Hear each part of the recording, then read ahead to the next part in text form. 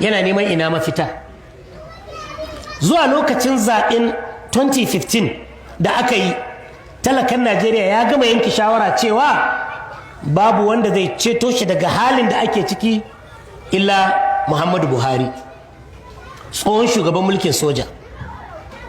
Allah ya bashi farin jini wanda ba a taɓa ganin irinsa ba a Afirka. Talakawa na son sa, malamai na son sa, tsofaffi na son sa. Mace ta haifu a wurin zaɓen Buhari, wasu sun mutu wurin bikin murna hawan Buhari. A cikin malamai an samu waɗanda suka la'anci wanda bai zaɓi Buhari ba. Akwai wanda ya roƙi Allah duk wanda bai zaɓi Buhari ba Allah ya sa musiba da bala'i su cin mai. Aka wuce gona da iri wajen son shugaba Buhari da ganin cewa zai ceci mutane. Talakawa sun tara kuɗi su sai ma Buhari tiket, don a lokacin ya ce shi bai da kuɗin sayan tiket. An tara masa kuɗin kamfe, an yi masa aiki kyauta wanda ba ƙudan kuɗi ake kashewa kayan aishi. Shugaba Buhari ya kira al'umma cewa in sun zo su jefa ƙuri'a, sannan su kasa, su tsare, su raka, su jira, kuma aka yi masa da'a. Shugaba Buhari ya faɗi zaɓe 2003, ya faɗi zaɓe 2007, afon haka ne. A 2011 ya yi kuka da hawayensa, ya ce saboda talaka ya ce gaskiya ne mun amince, amma za mu sake kwato maka haƙƙinka. Ya ce ba talaka ku kwantar da hankalinku, idan da riga na hau babu matsala ta ƙare, darajar naira za ta ɗagu, farashin kayayyaki zai sauka. Duk waɗannan abubuwan da aka yi alƙawari ƙarshe aka san su ne ya faru. Da yawa masu to ai malaman ko ne kuka kawo mana shi. Babu shakka akwai malaman da suka yi Buhari kamfe su ma da yawa, musamman a 2015, amma ba malamai suka tsaye da Buhari ɗan takara ba. Wa ya tsaye da Buhari ɗan takarar jam'iyya? 'Yan siyasa suka tsaye da Buhari, na aka tsaye da Jonathan a can. To wani mai lafiyayyen hankali ne ga wannan lokaci da halin da ake ciki ƙarƙashin mulkin Jonathan har ya kuma zai ce ba za a yi ma Buhari kamfe a wancan lokaci ba? Don haka lallai malamai da yawa su yi ma Buhari kamfe, 'yan siyasa da yawa su yi ma Buhari kamfe, tsofaffi a gidajen su yi ma Buhari kamfe. Kai na san tsohuwar da tana kwance ta san shekara 100 take cewa ubangiji kakka karɓi raina sai na ji cewa Buhari ya ci zaɓe. Farin jini ne Allah ya jefa masa a cikin kowa da kowa, da ni da kyakkyawan zaton cewa ya isa ya ceci Najeriya. Lokacin da Buhari ya hau a shekarun farko, babu shakka an yi ƙoƙari an magance wasu matsaloli, musamman matsalar tashin babai, kuma ta zama tarihi. Muna fata har abada in Allah ya so.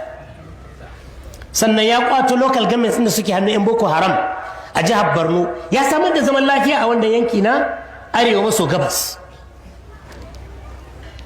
Sannan ya yi ƙoƙari ya magance wata matsala da ke addabar talaka a irin wannan lokaci da muke ciki, watan Disamba, ita ce matsalar man fetur, inda mutum zai sa mota layi ya kwana 3 cikin layi yana zaune cikin mota.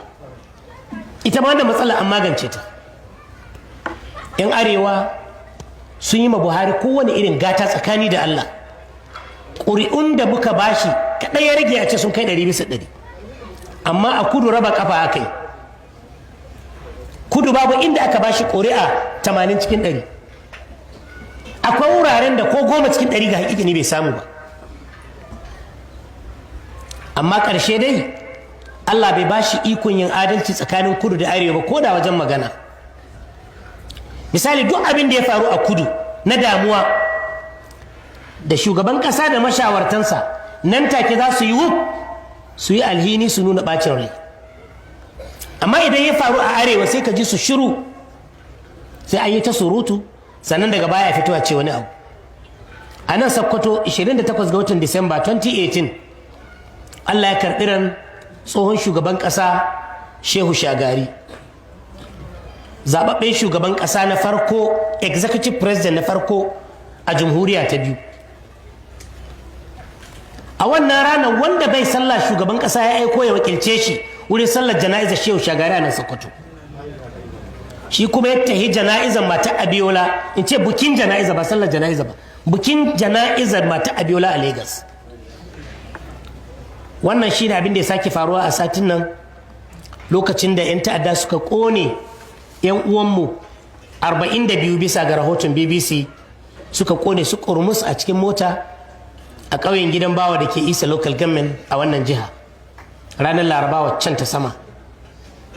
Amma Alhamis kashi gari da girma shugaban ƙasa ya shilla zuwa Lagos ya halarci kaddamar da littafin BC a Kande, wani ɗan siyasar APC kuma tsohon gwamnan Ondo, wanda abin da shugaban ƙasa bai sani ba a cikin littafin ya zarge shi da saba alkawari da yaudarar Bola Tinubu. Jiya ma na ga Chief Ayo Adebanjo shi ma ya fito ya yi rejoinder, ya kira taron 'yan jarida, ya yi press release akan cewa shi ma ya yi masa ƙarya a cikin littafin. Bai zo na ya jajanta mana ba, can inda ya je ɗin kuma bai yi daraja ba. A can ɗin sai da ya ta'aziyar wani yaro ɗan sakandare wanda aka kashe, ya ba su tabbacin cewa jininsa ba zai tafi a banza ba. To bayan surutai sun fara yawa a social media, muryar talaka, sannan sai ta da wata tawaga ta shugabannin tsaro su zo mana ta'aziyya. Mu ba mu kai matsayi a zo mana ta'aziyyar ba. Sha'anin tsaro yana ta ƙara lalacewa a ƙasar nan. Sati 3 da suka wuce da kwana 2 aka kashe ɗan takarar gwamnan APC na Zamfara a hanyar Abuja, a daidai inda aka tare sarkin Fulanin Bungudu ba da daɗewa ba, aka yi garkuwa da shi kwana 33. Bayan kashe wannan ɗan takara an jera kwanaki 4 ko 3 ana tare mutane a daidai wannan wurin, kamar yadda kafafen watsa labarai suka ruwaito. An kama mutane da yawa wannan ranar. 'Yarmu Aisha Sani Marado yau ɗin nan Allah ya sa ta samu 'yanci bayan kwana 24. Yau ɗin nan aka sake ta bayan an kai kuɗi har sau 2.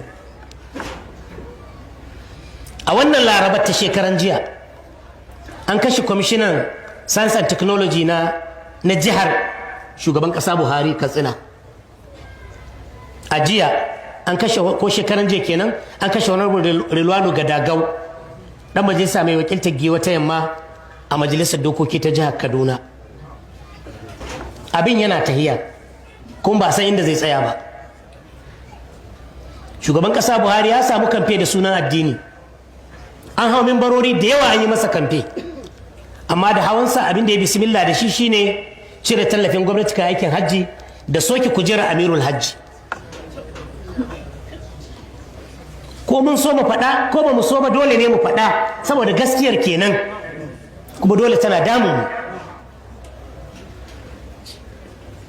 Talaka lokacin da ya zaɓi Buhari ya ɗauka cewa daga ran da aka rantsar da shi za a ba shi ɗan ƙanƙanin lokaci an gama da matsalar wutar lantarki. Ma'aikacin gwamnati ya ɗauka ba a koma yajin aiki don kowane ma'aikaci zai samu haƙƙinsa. An ɗauka ta maganar cin hanci ta wuce, maganar talauci ta wuce, lalacewar tituna ta wuce, sha'anin noma an gama gyara, harkar ilimi da kiwon lafiya za su gyaru. An ɗauka cewa shugaban ƙasa zai zama mai zuhudu, ba ɗauka zai ƙasaitaccen buki irin wanda 'yan duniya suke yi idan zai aurar da ɗansa ko makamancin wannan ba. Babu shakka talaka ya so shugaban ƙasa Buhari har a zuciyarsa. Ni ina cikin wanda suka so shi har a zuciya, ba dai da son shi ne ba, don musulmi ne kuma shugabana ne, kuma ko yau ko sallar da dai yi kafin in zo masallacin nan sai da ne masa addu'a alheri a cikin sujuda. Muna son shi kuma mun gode muna son shi. Babu kamar sadda ya rashin lafiya ya kwanta asibiti ƙasar waje. Ina zaton kila ba a taɓa ruwan addu'a a tarihin ɗan adam irin wadda aka yi Buhari lokacin da ya rashin lafiya ba. Ƙarya nake ko gaskiya ne jama'a? Mun ɗauka cewa abin da ya faru ga 'yar aduwa shi zai kuma faruwa gare shi. Allah ya ji kukanmu ya karɓi addu'anmu ya ƙara masa tsawon rai. Kurakurai su yi ta faruwa ga gwamnatinsa, talaka na ba shi uzuri, talaka na kare shi. Lokacin da ya fara ƙarin kuɗin mai, ma'aikatan ƙwadago sun yaje aiki ba su samu goyon bayan talaka ba. Saboda me? Saboda har yanzu talaka na ba shugaba Buhari uzuri. Amma gwamnatin ta taka kurakurai masu yawa. Kuskure na farko, shine rashin zaɓi masu gyara. Mun ce canji, muna son gyara, amma ba mu ga masu canji kusa da shugaban ƙasa ba. Ba mu ga masu canji, masu neman gyara sun cika kabinet ɗin shi ba. Bai kusanto da masu ba da shawara ta gari ba. Bai saurari muryoyin masu son gyara, 'yan jarida, 'yan siyasa, sarakuna, malamai masu faɗi ga yadda ya kamata a yi, bai saurare su ba. Sannan bai taɓa canza salon tafiya ba. In ka riga ka shiga gwamnatin Buhari, ka shiga sai ƙarshen rayuwarka, illa ma sha Allah, sai nadiran. Saboda haka ana tafka taɓargaza iri-iri kuma ba abin da ake yi. In ka riga ka shiga kenan. Sannan bai jeranta muhimman abubuwa ba. Yanzu misali, maƙudan kuɗaɗen da aka ciyo bashi, aka ce ana raba mu bayan Allah 5,500, wanda irin tasiri suka yi a Najeriya. Yanzu duk taron masallacin nan, ina ce don girman Allah, duk wanda ya saya samu wanda 5,000 daga hannu, zan gani mutum nawa za a samu. Don Allah wanda ya saya an shi 5,000 ne daga hannu. A'a, ga mutum ɗaya nan mun samu, mutum ɗaya, biyu. To kaga jefi duka duk hannayen da annan cikin ɗaruruwan mutane ba su kai mutum 10 ba. Shin kuɗaɗen nan don Allah da wutar lantarki aka samar da su, makaneza ba zai samu da aiki ba, mai walda ba zai samu da aiki ba, mai kahinta mai yankan katako ba zai samu ba, mai niƙa ba zai samu ba, mace mai kankara a cikin gida ba za ta samu ba. Aminci ma za a samu haske wanda zai hana a samu tashin hankali. So an zuba kuɗaɗe ga wuraren da babu bukata, ko kuma bukata ba ta da tasiri. An bar wuraren da suke da bukata mai ƙarfi. Kamar yadda na faɗa kwanakin baya, likitocin Najeriya gaba ɗaya suna yajin aiki akan biliyan 4. A lokacin ake sanar da za a raba biliyan wajen 57 ga talakawa. A ba likitocin nan biliyan 4 su tsare rayukan bayan Allah talaka, suwa suke wa aiki. So shi ake ce missing priorities. Baka jeranta mi'ar da muhimmanci sannan wani ba. Sannan abin da na faɗi na rashin adalci tsakanin kudu da arewa, ba mu jin wannan gwamnati da mu muka yi ruwa muka yi tsaki ta zo, ba mu jin gwamnati nan ta ne mana adalci. Abin da ya shafe mu bai damunta.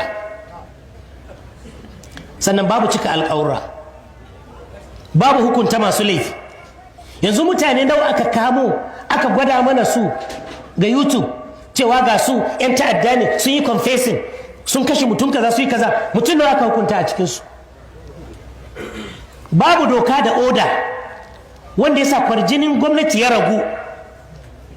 Mu duba general na soja fa aka kashe a Duradu a Jos, aka bi kadi har aka gano inda gawarsa take, aka ɗauko shi cikin tafkin ruwa, aka fidda motoci har da bas wanda aka kashe mutane. Mutum nawa kaji an hukunta. Saboda haka kwarjinin gwamnatin babu shi. Abu mahi girma shine babu koma ma Allah. Baka taɓa jin wannan gwamnati ta ba addu'a muhimmanci ba. Baka taɓa jin wannan gwamnati ta ce jama'a mu roƙi Allah ba.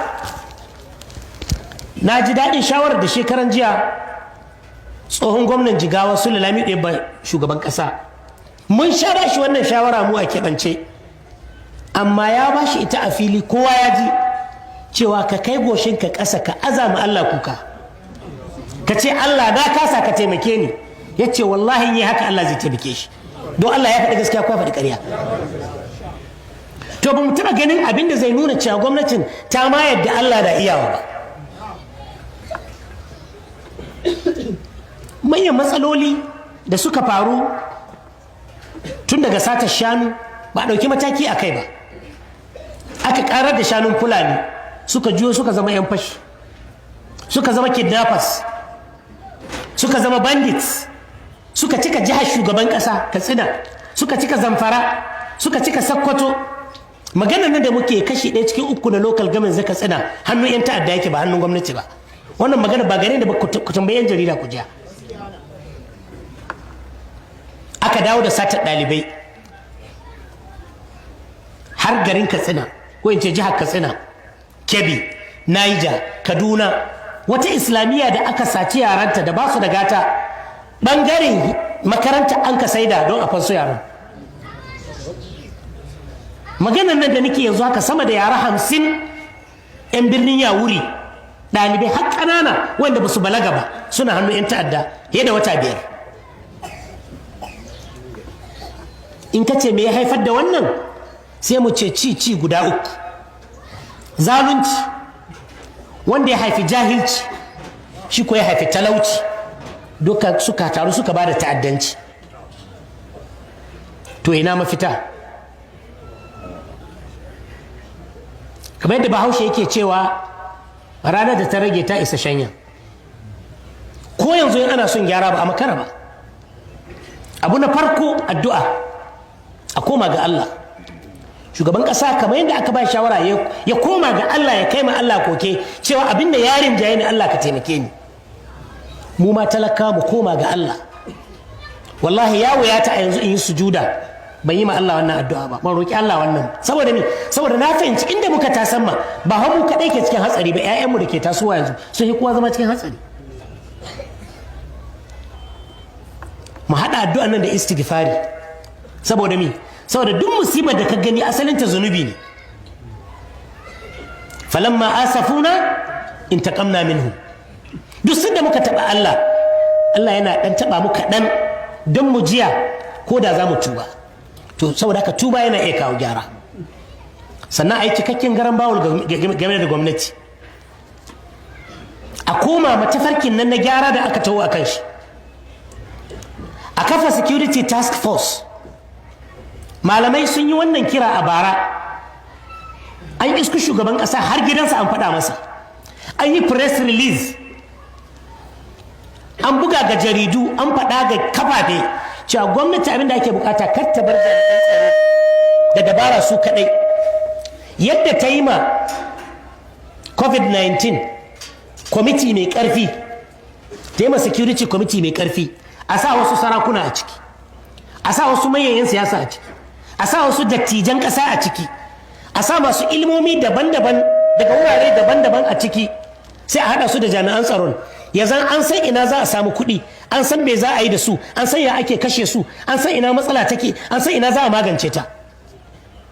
A yau duk da dabarar jami'an tsaro ta rage, ta yi rauni. Sannan a ba gwamnoni da ciyamomin local government a ba su ƙarfin da za su yi wani abu a harkar security.